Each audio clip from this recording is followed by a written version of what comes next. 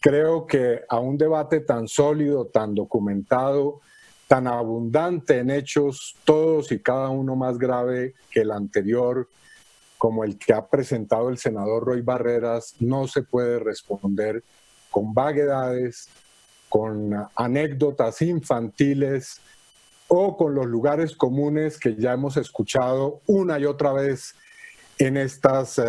discusiones sobre la política gubernamental o de ataques contra el proceso de paz, y mucho menos con mentiras, ministro, que por muy dichas con convicción y con vehemencia que sean, pues puedan sonar a verdades. No, aquí hay que responder ante hechos que son muy graves.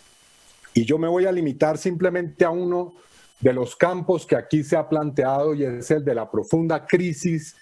de derechos humanos, de violaciones de derechos humanos por la que está atravesando el país, de la cual, debo decirle, usted es el principal responsable. Una crisis que tiene numerosos aspectos. El senador Roy Barreras hizo unas alusiones muy puntuales. A mi modo de ver, es totalmente impresentable que usted le diga al país que el responsable de decirle a los colombianos cuántos niños son muertos en acciones de la fuerza pública es el Instituto de Medicina Legal. Usted es el responsable, señor ministro, se lo digo con respeto, de informarle al país de hechos tan graves. Entre otras cosas, no le escuchamos ninguna alusión a las 54 niñas o menores de edad que también fueron mencionadas por el senador Barreras, o de los casos de los niños desaparecidos. Ni una sola palabra seria sobre la masacre policial que se presentó el 9 y 10 de septiembre en el país. Es que en Colombia, en las noches del 9 y 10 de septiembre, ocurrió un hecho que no puede ser banalizado. Más de 70 miembros de la institución policial salieron a disparar de manera indiscriminada, o quién sabe uno si selectiva, a personas que estaban en manifestaciones. Y que, a pesar que hay que decirlo también, hubo hechos vandálicos, de ninguna manera justifican esa acción criminal.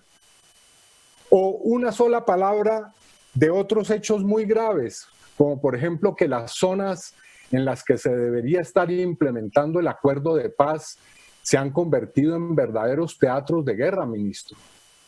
Allí donde están precisamente las brigadas, o mejor, los miembros de la brigada del Ejército de Estados Unidos, en esas 3 zonas donde se debería estar implementando el acuerdo de paz, es donde se han producido los peores hechos, las masacres, y donde se ha recrudecido en forma más grave la violencia.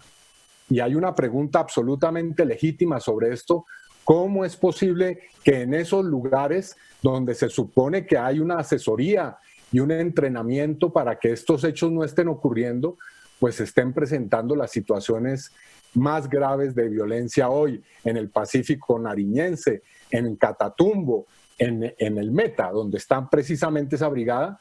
que, entre otras cosas, valga decirlo, y seguramente mi colega, el senador Jorge Enrique Robledo, entrará en profundidad en este asunto, pues se nos dice ahora que ha llegado un nuevo contingente de 58 integrantes de esta brigada, que de nuevo llega al país sin que el país conozca la información. Ha sido a través de una acción que hemos interpuesto con el senador Sanguino,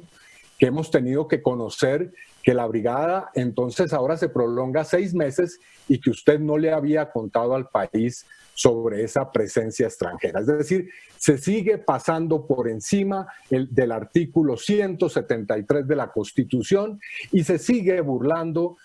un procedimiento que es absolutamente necesario, como es la aprobación de este Congreso, de esa circunstancia y de esa presencia. Igualmente, ministro, debo decir que su actitud frente a las decisiones de la justicia es vergonzosa. Usted ha desacatado las órdenes del Tribunal Administrativo de Cundinamarca. Es cierto, hay hoy una decisión del Consejo de Estado ahora que revoca esa tutela, pero en su momento usted la desconoció olímpicamente. O también hubo que apelar a una acción de desacato, a un incidente de desacato, para que usted le pidiera perdón a las víctimas de esa masacre policial y de los hechos que ocurrieron después de que el ciudadano Ordóñez, un joven abogado, un joven estudiante de Derecho, fue literalmente torturado y asesinado en una unidad de policía en Bogotá.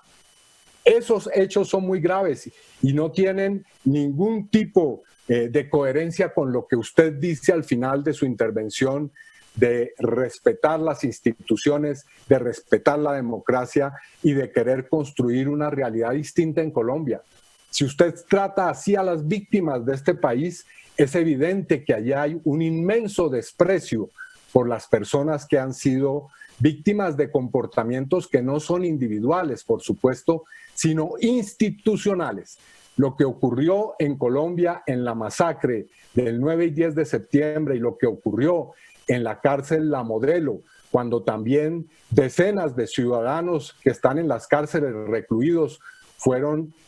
también objeto de un procedimiento en el cual hubo 26 muertos y más de 60 personas heridas, pues todos esos hechos producen realmente la convicción de que estamos en un estado generalizado de violación de derechos humanos. Como lo que también puede decirse con relación a la inteligencia ilegal, hay que recordar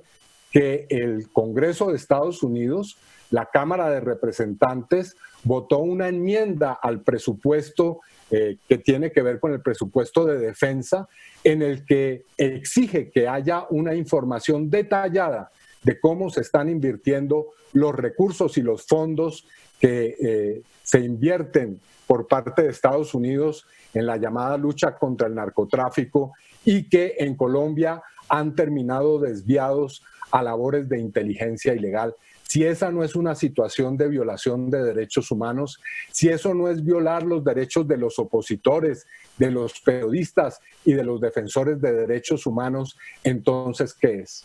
O una situación más que denuncio rápidamente. Se nos informa que en una respuesta a la Comisión de la Verdad, usted ha reconocido que hay archivos y documentos que atañen a violaciones de derechos humanos y a crímenes que se han perpetrado en Colombia por parte de agentes o instituciones del Estado que han sido literalmente destruidos o